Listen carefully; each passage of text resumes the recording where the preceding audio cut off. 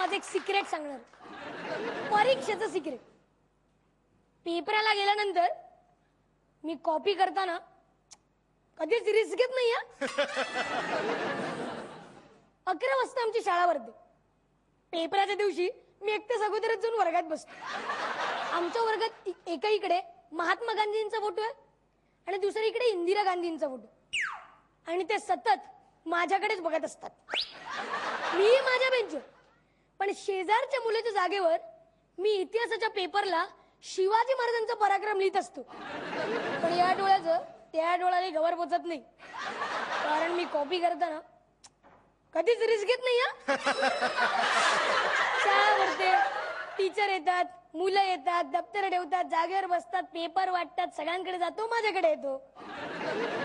चुकून चुकून इतिहासाच्या पेपरमध्ये शिवाजी ऐवजी औरंगजेबचा पराक्रम विचारला जातो. तो मी समोर पाहतो. महात्माजी, इंदिराजी माझ्याकडेच बघत असतो. लगेच मी माझ्या डोक्याचा वापर करून शिवाजीचा पराक्रम उलटा करून औरंगजेबच्या नावाने लिहून टाकतो.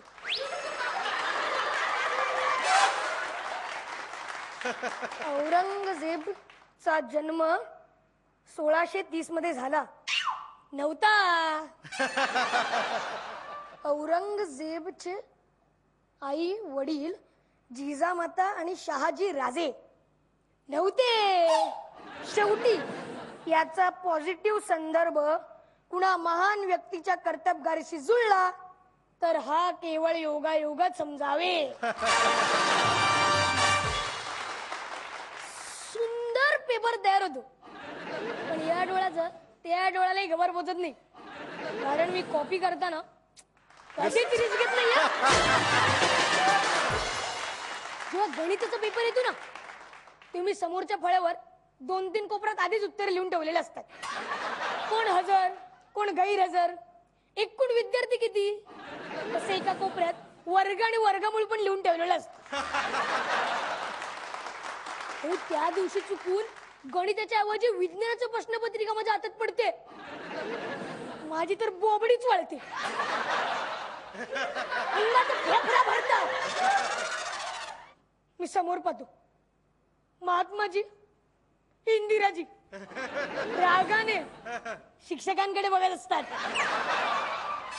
लगेच मी परत माझ्या डोक्याचा वापर करून न्यूटनच्या प्रश्नाला न्यूटन मारून माझा पेपर शेजारच्या मुलीला देतो आणि त्याचा गणिताचा पेपर मी घेतो. हो, अभ्यास केलेल्या प्रश्नपत्रिकेतलं मला काही एक आठवत नाही, पण प्रश्नपत्रिकेतले नियम, त्या नियमचं मी तंतोतंत पालन करतो. पीटीओ,